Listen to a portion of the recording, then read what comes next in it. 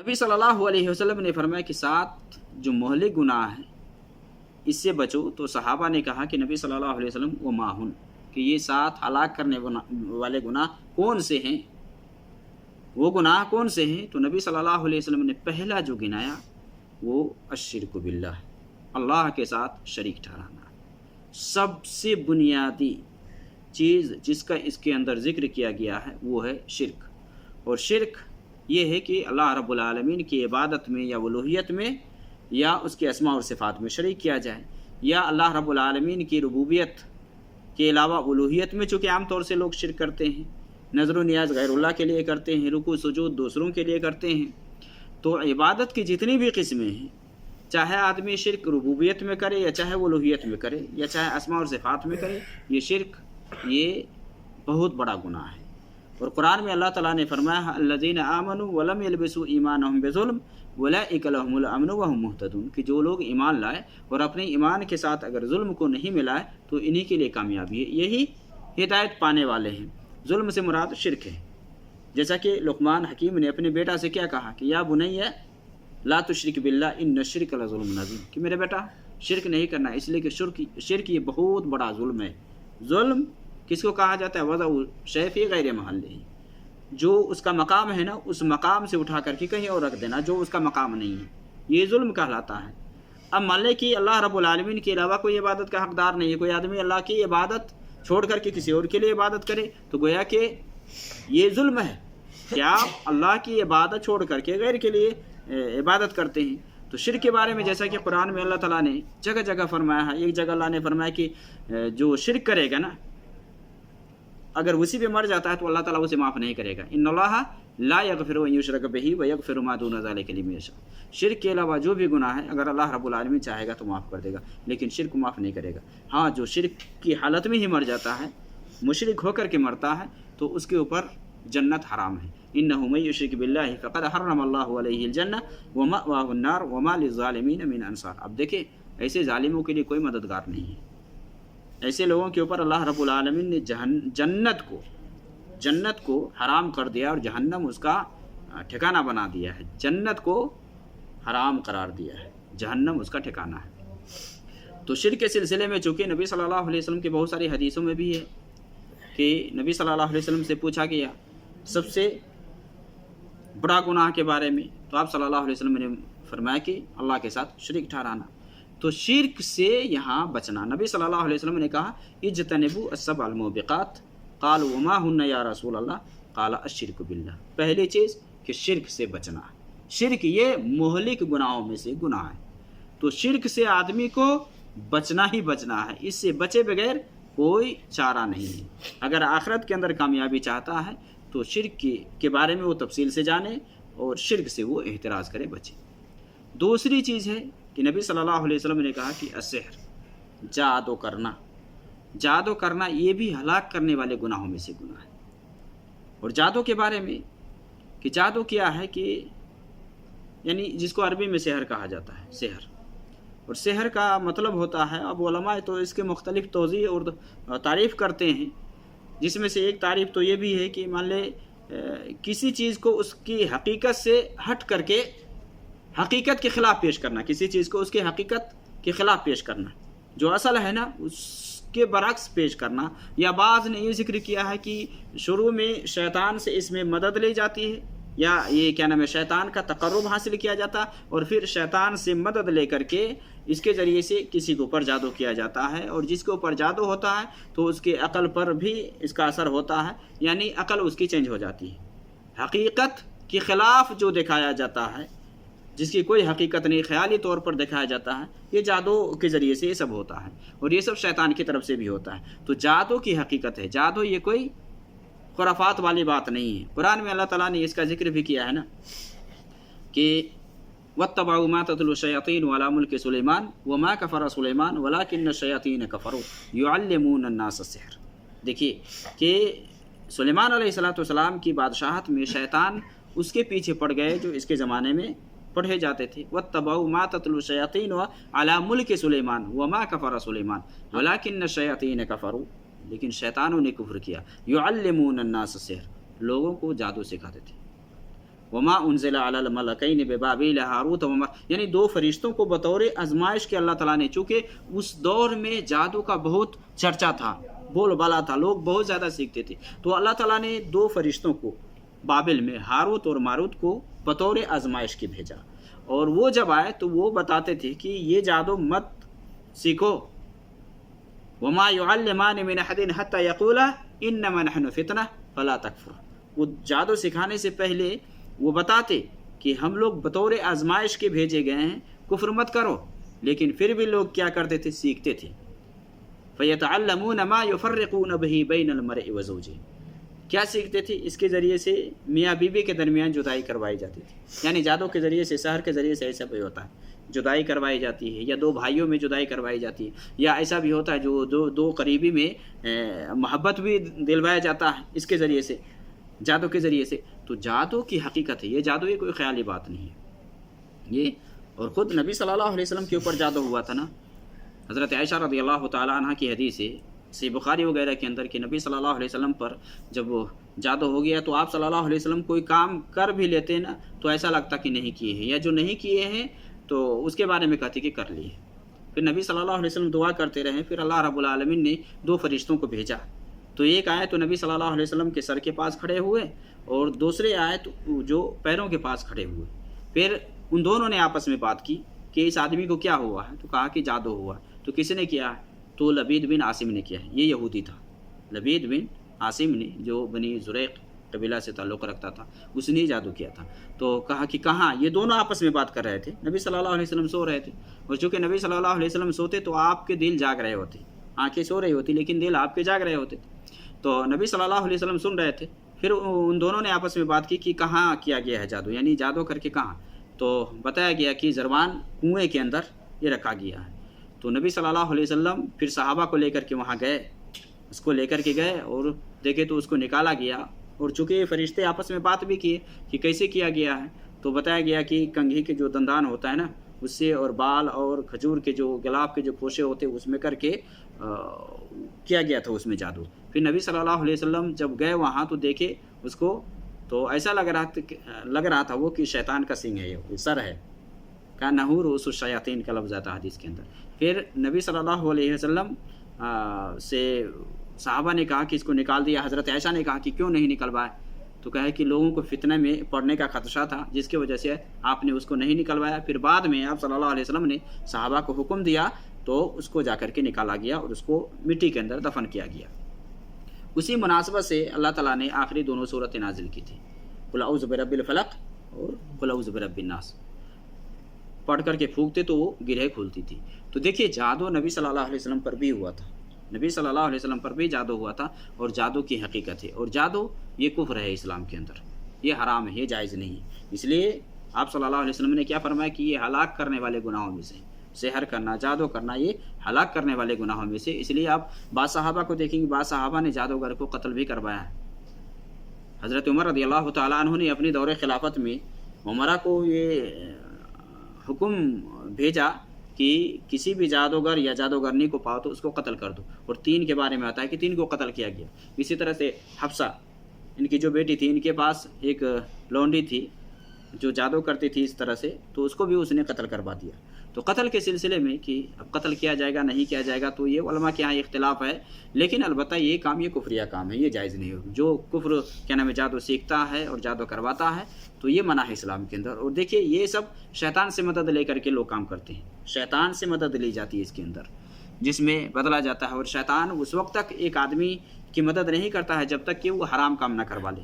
مان لے ایک ساحر، ایک جادو سیکھنے والا، یہ کیا نام ہے جو جادو سیکھتا ہے نا، جادو سیکھنے والا شیطان سے جاتا ہے۔ آپ جیسے ابھی دیکھیں نا، بہت سارے لوگ کہتے ہیں کہ ہم موکل کے ذریعے سے یہ کام کرواتے ہیں، یہ کوئی موکل نہیں ہے، یہ شیطان کے پجاری ہوتے ہیں، شیطان کی سب سے پہلے پیروی کرتے ہیں۔ شیطان جو کہتا ہے نا اس کی بات ہی مانتا ہے، مان لے حرام کام کرواتا ہے۔ مثال کے طور پر کہے گا کہ قرآن کو حیض کے خون سے لکھو، یا قرآن کو حمام میں لے کر کے جاؤ، یا اپنے پیر کے نیچے لکھو، یا یہ بھی اسے کہتا ہے کہ تم جن کے لیے ذبح کرو، اور وہ جہاں کہتا ہے وہاں جا کر کے اس کو پھینکو، اس کو پھینکاؤ۔ اس طرح سے محرمات کرواتا ہے، یعنی کفریہ کام کرواتا ہے، تب جا کر کے اس کی مدد کرتا ہے شیطان۔ یہ شیطان یہ مدد کرتا ہے۔ تو یہ جو عمل ہے یہ کفریہ عمل ہے، یہ صحیح نہیں، یہ جائز نہیں ہے، یہ اسلام کے اندر ہی منع ہے، اور آپ صلی اللہ علیہ وسلم نے فرمایا کہ یہ ہلاک کرنے والے گناہوں میں سے ہے۔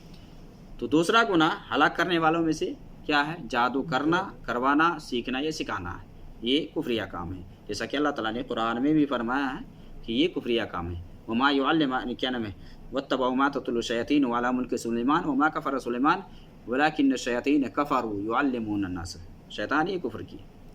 اب اس میں آپ جائیں گے شیطان کے بارے میں، تو چونکہ بہت سارے لوگ عراف کاہن وغیرہ کے پاس جاتے ہیں، کاہن وغیرہ کے پاس جاتے ہیں، اس سے ہاتھ دکھاتے ہیں اور پھر وہ مستقبل کے بارے میں بتاتے ہیں کہ آپ کے ساتھ ایسا ہونے والا ہے، یا کبھی کبھار ایسا ہوتا ہے کہ وہ بتاتا ہے کہ آپ کے ساتھ ایسا ہوا ہے۔ تو اس کے بارے میں نبی صلی اللہ علیہ وسلم کی واضح حدیث ہے، جس میں آپ صلی اللہ علیہ وسلم نے یہ فرمایا کہ من اتی عرافا فصدقہ بما یقول فقد کفر بما انزل علی محمد، کہ اگر کوئی آدمی کسی عراف کے پاس آتا ہے، جو یہ کاہن وغیرہ ہوتا ہے نا، ہاتھ وغیرہ دیکھ کر کے جوگی اور کون کون سب بتاتے ہیں نا، اس کے بارے میں آپ نے کیا فرمایا کہ من اتی عرافا فصدقہ بما یقول، کوئی اگر عراف کے پاس آتا ہے، پہچان کروانے والے کے پاس آتا ہے، اور جو وہ کہتا ہے اس کی تصدیق کرتا ہے، تو وہ چیز کا انکار کرتا ہے جو نبی صلی اللہ علیہ وسلم پر اترا، یعنی جو چیز اتاری گئی ہے آپ صلی اللہ علیہ وسلم پر۔ اور اسی طرح سے آپ صلی اللہ علیہ وسلم نے فرمایا من اتی عرافا کاہنا لم تقبل له صلاۃ 40 لیلہ، کہ جو کسی کاہن عراف کے پاس آئے اور تو اس کی 40 رات کی نماز قبول نہیں ہوتی ہے، 40 رات کی نماز اس کی قبول نہیں ہوتی ہے۔ اسی طرح سے نبی صلی اللہ علیہ وسلم کی حدیث ہے، جس میں آپ صلی اللہ علیہ وسلم نے فرمایا کہ لیس منا من تکہن او تکہن لہ، کہ وہ ہم میں سے نہیں ہے جو کہانت کرے یا جس کے لیے کہانت کیا جائے۔ اسی طرح سے اسی میں ہے کہ من تسحر او تسحر لہ، جو سحر کرتا ہے، جادو کرتا ہے، جس کے لیے کیا جاتا ہے، یعنی جادو کرنے والا، کروانے والا، وہ بھی ہم میں سے نہیں۔ تو یہ جو عمل ہے یہ جائز نہیں ہے، یہ درست نہیں ہے، جادو کرنا یہ حرام ہے، یہ منع ہے، کفریہ کام ہے، لہٰذا اس سے بچنا چاہیے، اسے پرہیز کرنا چاہیے، چونکہ یہ ہلاک کرنے والے گناہوں میں سے، مہلک گناہوں میں سے ہے۔ اور تیسرا گناہ کہ جس کا آپ صلی اللہ علیہ وسلم نے فرمایا وقتل النفس التی حرم اللہ الا بالحق، یہ کسی بھی جان کو بغیر کسی وجہ کے قتل کرنا، یعنی ناحق قتل کرنا، الا بحق۔ الا بحق کا مطلب ہے کہ اگر کوئی ایسا گناہ کر لیتا ہے جس کی سزا اسلام میں قتل ہے، تو وہ قتل کیا جائے گا۔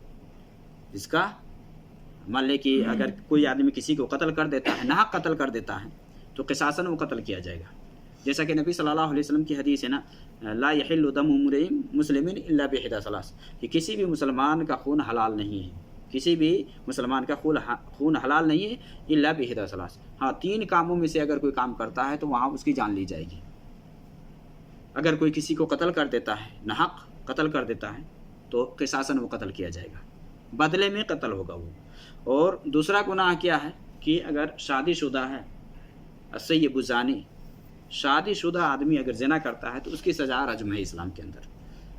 اور تیسرا گناہ کہ آپ صلی اللہ علیہ وسلم نے فرمایا التارک لدینہ، یعنی دین سے جو مرتد ہو جاتا ہے، دین سے، اسلام سے جو پھر جاتا ہے، اس کی سزا اسلام کے اندر قتل ہے، قتل ہے۔ جو دین سے مرتد ہو جاتا ہے اس کی سزا، یعنی 3 گناہ ہے کہ جہاں جان لینے کی بات آئی ہے، ورنہ کسی بھی شخص کی جان اسلام کے اندر لینا یہ منع ہے، اور اللہ رب العالمین نے اس کو حرام گردانا ہے، خاص کر کے ایک مسلمان کی جان اگر کوئی لیتا ہے تو یہ حرام ہے۔ اب دیکھیں نبی صلی اللہ علیہ وسلم عرفات میں تھے، تو آپ صلی اللہ علیہ وسلم نے یہ فرمایا نا، ان دماءکم واموالکم حرام علیکم کحرمۃ یومکم ھذا فی شہرکم ھذا فی بلدکم ھذا، کہ تمہاری جان، تمہارا مال اسی طرح سے حرام ہے جس طرح سے آج کے دن، یعنی عرفہ کے دن آپ نے یہ بات کہی اور آپ نے یہ فرمایا کہ جس طرح سے آج کے دن حرام ہے، اسی طرح سے ہمیشہ ہمیش کے لیے تمہارے لیے حرام ہے۔ کسی کی جان اور کسی کا مال تم لو یا اس پر حملہ کرو، یہ منع ہے۔ اور آپ نے یہ بھی فرمایا کہ جس طرح اس شہر میں ہے اور جس مہینے میں حرام ہے نا، اسی طرح سے ہمیشہ ہمیشہ۔ اور قرآن میں آپ جائے تو قرآن میں اللہ رب العالمین نے ایک آدمی کو اگر کوئی ناحق قتل کر دیتا ہے تو اس کے قتل کو پوری انسانیت کے قتل کے مترادف قرار دیا ہے، پوری انسانیت کے مترادف قرار دیا۔ ایک آدمی کو اگر کوئی قتل کرتا ہے بغیر حق کے، تب من قتل نفسا بغیر نفس او فساد فی الارض فکأنما قتل الناس جميعا ومن احیاها فکأنما احیا الناس جميعا۔ دیکھیے جان کی کتنی اہمیت اور کتنی قدر ہے، اسلام نے کس طرح سے اس پر زور دیا ہے، اور انسان کی جو جان ہے یہ مکرم ہے۔ وَلَقَدْ كَرَّمْنَا بَنِي آدَمَ وَحَمَلْنَاهُمْ فِي الْبَرِّ وَالْبَحْرِ، اللہ رب العالمین نے بنی آدم کو معزز مکرم بنایا ہے۔ جان اور خون لے لینا، کسی کی جان ختم کر دینا، یہ معمولی بات نہیں ہے۔ تو اللہ رب العالمین نے کیا فرمایا کہ اگر کوئی شخص کسی کو بلا وجہ قتل کر دیتا ہے، من قتل نفسا بغیر نفس، بغیر نفس یعنی اس نے قتل نہیں کیا، بغیر کسی وجہ کے وہ قتل کر دیتا ہے، فکأنما قتل الناس جميعا، گویا کہ اس نے پوری انسانیت کو قتل کر دیا۔ اگر ایک کی جان اگر بچا لیتا ہے تو گویا کہ پوری انسانیت کی جان کو بچا لیتا ہے۔ ومن احیاها فکأنما احیا الناس جميعا، اور مسلمان کو خاص کر کے اگر کوئی مارتا ہے یعنی اس کی جان لیتا ہے، تو اس کے بارے میں تو اللہ تعالیٰ نے کتنے گناہ سنا ہے۔ وَمَن يَقْتُلْ مُؤْمِنًا مُتَعَمِّدًا فَجَزَاؤُهُ جَهَنَّمُ خَالِدًا فِيهَا وَغَضِبَ اللَّهُ عَلَيْهِ وَلَعَنَهُ وَأَعَدَّ لَهُمْ عَذَابًا عَظِيمًا۔ اب دیکھیں وَمَن يَقْتُلْ مُؤْمِنًا مُتَعَمِّدًا، کہ اگر کوئی کسی مومن کو جان بوجھ کر کے قتل کرے گا، کوئی بھی جان بوجھ کر کے جانتے بوجھتے ہوئے مومن کی جان لیتا ہے، وَمَن يَقْتُلْ مُؤْمِنًا مُتَعَمِّدًا فَجَزَاؤُهُ جَهَنَّمُ، اس کا بدلہ کیا ہے؟ جہنم ہے۔ فَجَزَاؤُهُ جَهَنَّمُ خَالِدًا فِيهَا، جس میں یہ ہمیشہ ہمیشہ رہیں گے۔ وَغَضِبَ اللَّهُ عَلَيْهِ، اللہ اس پر ناراض ہوتا، اللہ کی ناراضگی ہوتی ہے۔ غضب اللہ علیہ ولعنہ، اللہ کی لعنت بھی ہوتی ہے، اور یہ بھی کہ اللہ تعالیٰ اس کے لیے بڑا عذاب تیار کر رکھا ہے۔ وَأَعَدَّ لَهُمْ عَذَابًا عَظِيمًا۔ دیکھیے اگر ایک مسلمان کو جان بوجھ کر کے کوئی قتل کرتا ہے تو یہ کتنا خطرناک گناہ ہے کہ اللہ کی لعنت اور پھٹکار اترتی ہے اس کے اوپر، اللہ اس کے لیے بڑا عذاب تیار کر رکھا ہے، اللہ ناراض ہوتا ہے، اور اس کے بارے میں فرمایا کہ یہ جہنم میں اور ہمیشہ ہمیشہ رہے گا۔ ایک حدیث کے اندر ہے نبی صلی اللہ علیہ وسلم نے فرمایا کہ اذا التقى مسلمان بسیفہما، کہ جب دو مسلمان آپس میں تلوار لے کر کے آمنے سامنے ہوتے ہیں، فالقاتل والمقتول کلاہما فی النار، آپ نے فرمایا کہ قتل کرنے والا اور مقتول دونوں جہنم میں ہیں، دونوں جہنم میں۔ دو مسلمان جب آپس میں لڑنے کے لیے آتے ہیں، تلوار لیتے ہیں اور یہ قتل ہو جاتا ہے، تو آپ نے کیا فرمایا کہ قاتل اور مقتول، قاتل جو قتل کرنے والا ہے، جو مارنے والا ہے، اور مقتول جو مرا ہے، دونوں جہنمی ہیں۔ تو صحابہ کو تعجب لگا، تو صحابہ نے کہا کہ نبی صلی اللہ علیہ وسلم قاتل کی بات تو سمجھ میں آ رہی کہ اس نے قتل کیا ہے، لیکن مقتول تو قتل ہوا ہے۔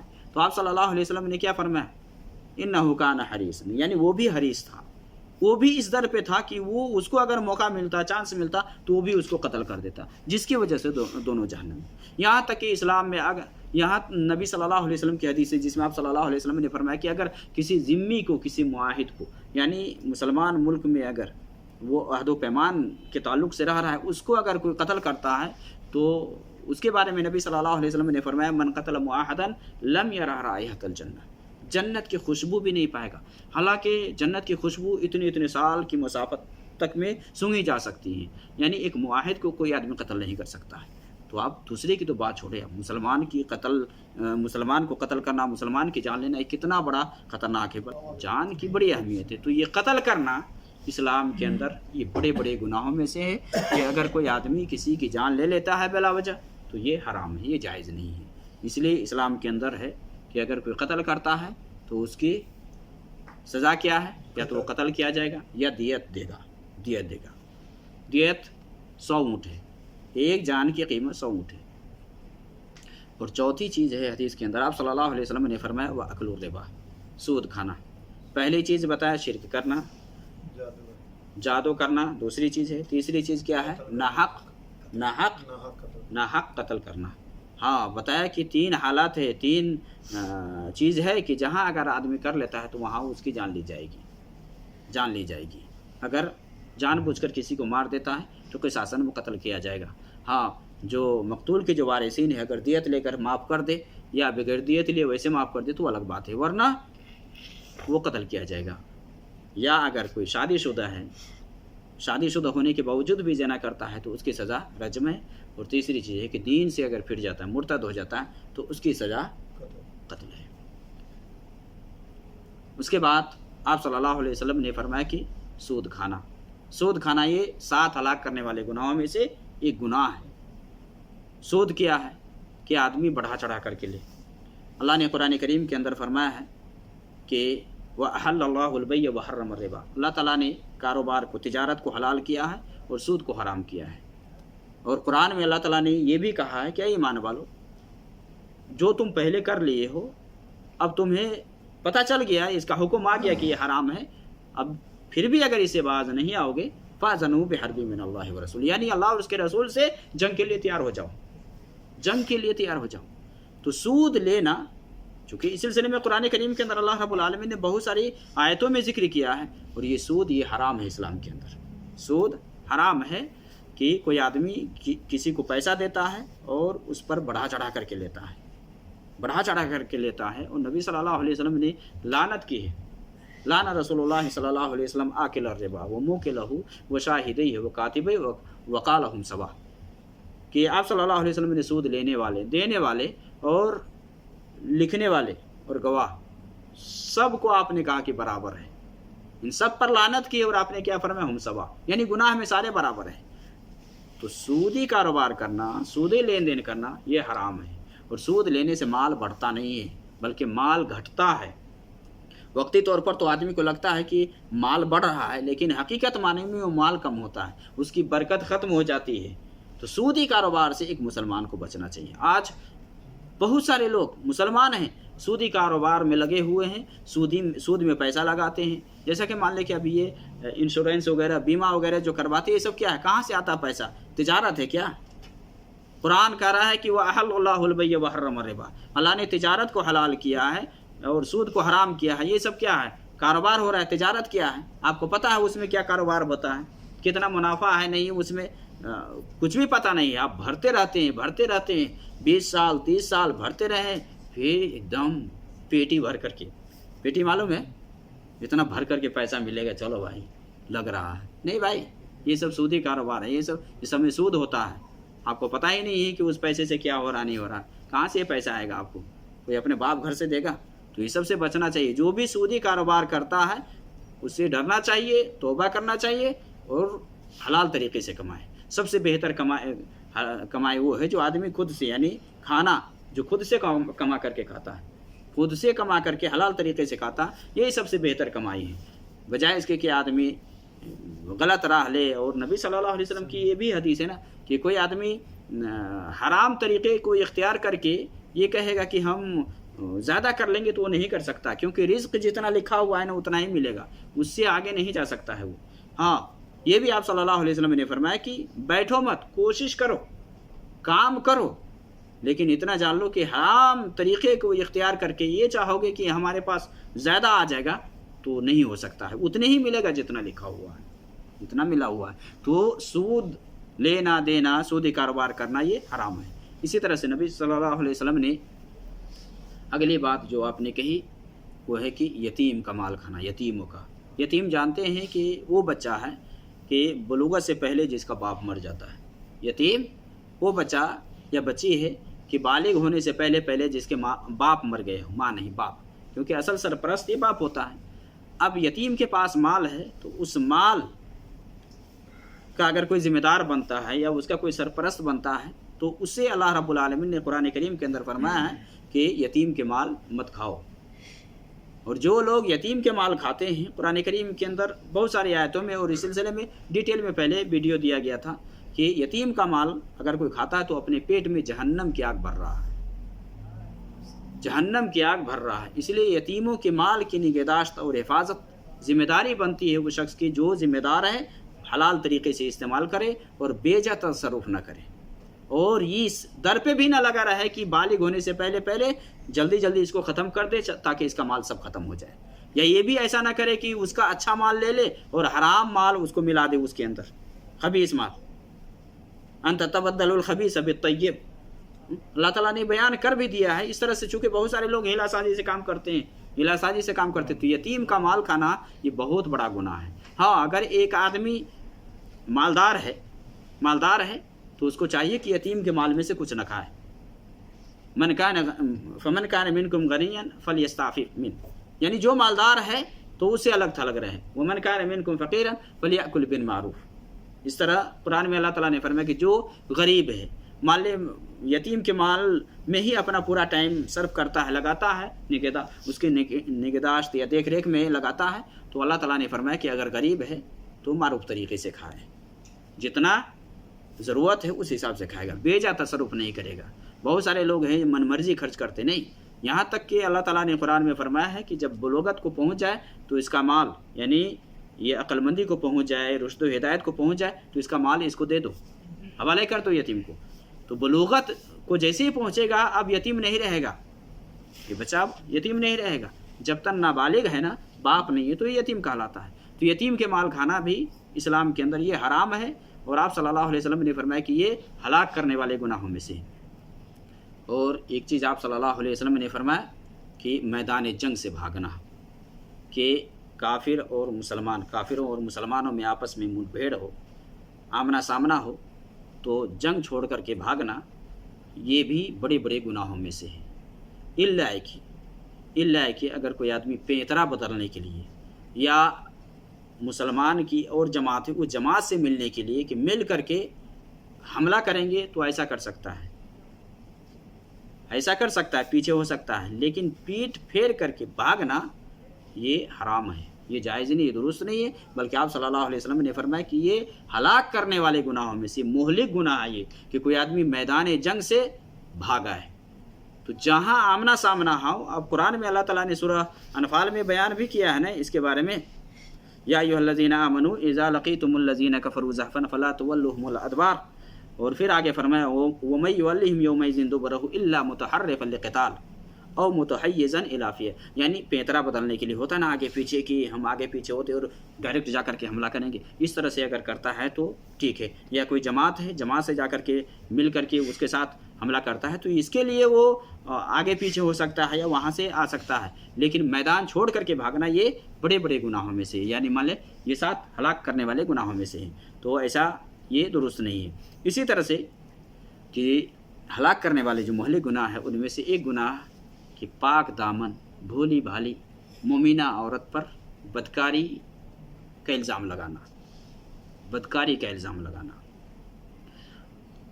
اگر ایک عورت ہے بدکاری سے بالکل الگ تھلگ ہے، وقذف المحصنات الغافلات المؤمنات، غافلات یعنی بدکاری سے بالکل الگ تھلگ ہے، مومنہ ہیں لیکن اس کے اوپر کوئی آدمی تہمت لگاتا ہے، الزام لگاتا ہے بدکاری کا، تو یہ ساتھ ہلاک کرنے والے گناہوں میں سے۔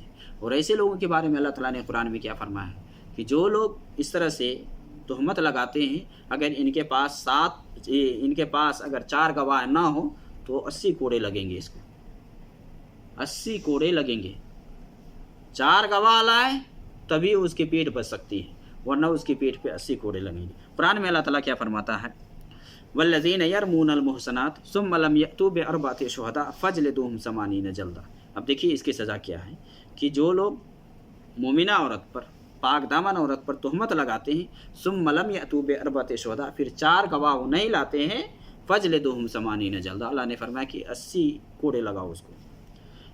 اچھا ولا تقبلوا لهم شہادۃ ابدا واولئک هم الفاسقون۔ اب دیکھیے اللہ تعالیٰ کہہ رہا ہے کہ اس کی گواہی بھی نہیں قبول کی جائے گی اور یہ فاسق ہیں، یہ فاسق لوگ ہیں، اولئک هم الفاسقون، فاسق ان کو کہا گیا ہے۔ جو پاک دامن عورت پر تہمت لگاتی ہے اور 4 گواہ نہ لائے تو 80 کوڑے لگانا ہے، ان کی گواہی نہیں مانی جائے گی اور ان کو فاسقوں میں سے گنا گیا ہے۔ دوسری آیت ہے جس میں اللہ نے فرمایا ان الذین یرمون المحصنات الغافلات المؤمنات لعنوا فی الدنیا والآخرہ ولہم عذاب عظیم۔ دیکھیے اگلی آیت میں اللہ تعالیٰ نے فرمایا ہے کہ 80 کوڑے ہے، اس کی گواہی نہیں مانی جائے گی اور یہ فاسق ہے۔ یہ دوسری آیت ہے جس میں اللہ تعالیٰ نے فرمایا کہ جو لوگ پاک دامن عورت پر، بھولی بھالی پر تہمت لگاتے ہیں، لعنوا فی الدنیا والآخرہ، دنیا کے اندر بھی لعنت ہے اور آخرت کے اندر بھی لعنت ہے، ولہم عذاب عظیم، اور ایسے لوگوں کے لیے بڑا عذاب ہے، بڑا عذاب ہے۔ بہت سارے لوگ سنی سنائی بات، دیکھیے کہیں بھی آپ سنتے ہیں کسی عورت کے بارے میں یا کسی کے بارے میں، جب تک آپ کے پاس پروف نہ ہو، اس لیے یہ عزت کا معاملہ ہے، عزت کا معاملہ ہے۔ اس طرح سے اگر آپ کہیں تو بہتوں کو بدنام کیا جا سکتا ہے۔ اس لیے نبی صلی اللہ علیہ وسلم کے پاس ایک صحابی آئے نا اور کہے کہ میں نے اپنی بیوی کو دیکھا ہے فلاں مرد کے ساتھ، تو کہا 4 گواہ لاؤ نہیں تو 80 کوڑے لگیں گے۔ شوہر سے کہا گیا، شوہر سے وہاں کہا گیا کہ 4 گواہ لاؤ، 4 نہیں تو 80 کوڑے لگیں گے۔